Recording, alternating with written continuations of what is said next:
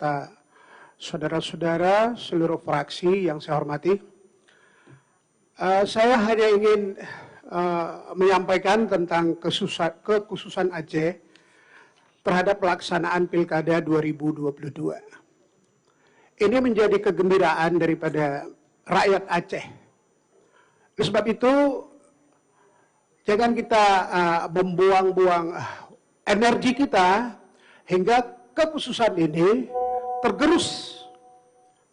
Karena kerinduan rakyat Aceh adalah bagaimana mewujudkan kemandirian Aceh dalam martabat tinggi pemerintah Indonesia.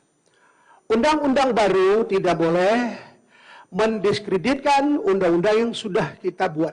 Ini konstitusi.